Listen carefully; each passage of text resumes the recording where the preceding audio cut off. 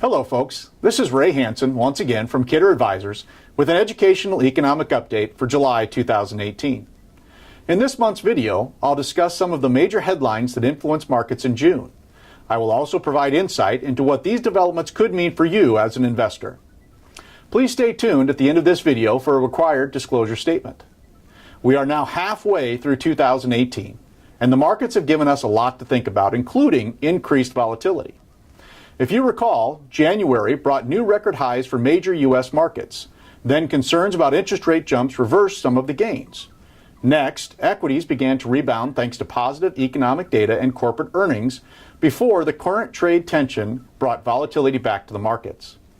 Amid these fluctuations, indexes have had mixed results. In June, the S&P 500 added 0.5% and the Nasdaq increased 0.9%. Meanwhile, the Dow dropped 0.6% during the month. For the year's first half, the S&P 500 was up 1.7%, the Nasdaq up 8.8%, and the Dow, on the other hand, in negative territory for 2018, losing 1.8%. From economic data to political updates, much of the information we received last month also painted a mixed picture of current circumstances. For example, unemployment hit its lowest level since 2000, but the latest gross domestic product reading missed expectations.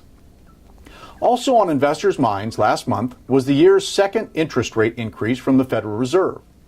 When announcing the increase, the Fed gave an optimistic view of the economy's growth and indicated that 2 additional rate increases could occur this year. Throughout June, we also experienced an array of dramatic geopolitical headlines. President Trump met with North Korean leader Kim Jong-un in a highly anticipated summit. Despite expectations, the meeting had little effect on stocks.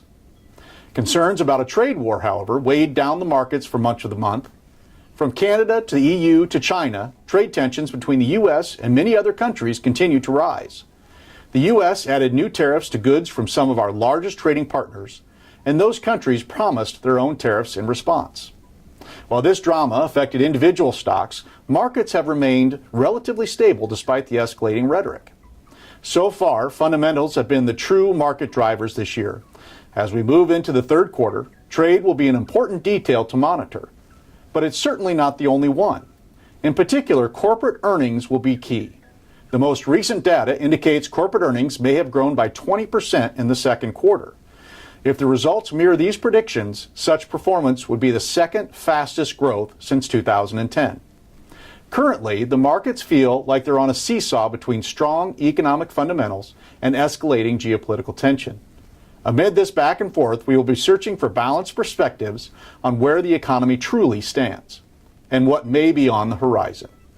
That's it for this month's Educational Economic Update. Please remember that nothing we talk about here is a recommendation. If you would like to discuss your personal financial situation, please give us a call at 1-800-693-0138. We'd be happy to talk to you.